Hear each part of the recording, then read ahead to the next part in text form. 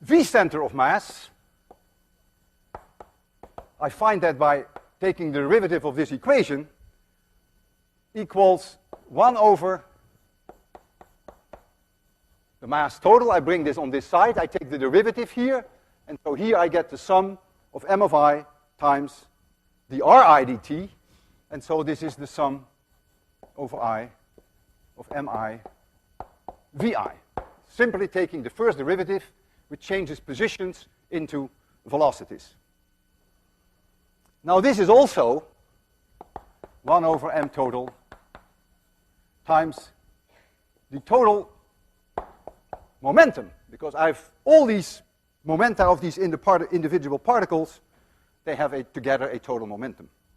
And so now you come to another very important statement in physics, and that is that the total momentum of an object, which could be a hammer, which could be a squash racket, is the total mass of that object times the velocity of the center of mass.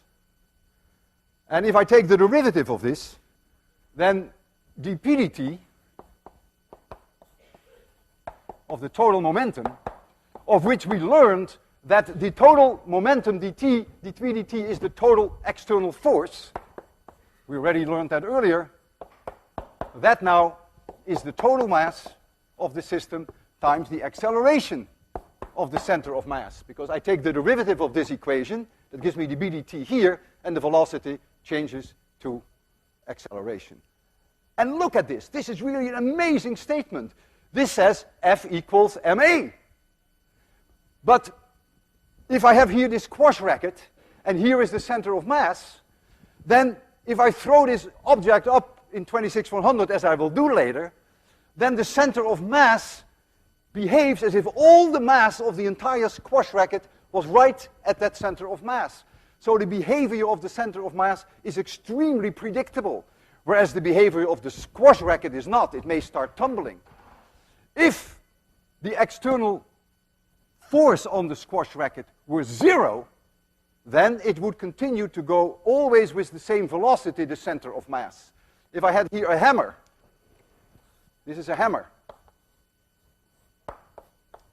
and there were no external forces, I would be somewhere in outer space, and it would have a certain velocity. Then the center of mass, but only the center of mass, would have a velocity that never changes, because if there's no external force, then there is only a constant velocity. There's no acceleration. But the hammer itself may be tumbling. A little later in time, the hammer may have this position. A little earlier in time, the hammer may have had this position. But the center of mass is just one smooth motion. That is very mysterious, that there is one and only one point in any one of us, in you, in me, in any object, that the center of mass behaves as if all the matter were together in one point. And so this is another quite important statement. For the center of mass, the total momentum is the velocity of the center of mass. And you take the derivative of that equation and you get F equals ma.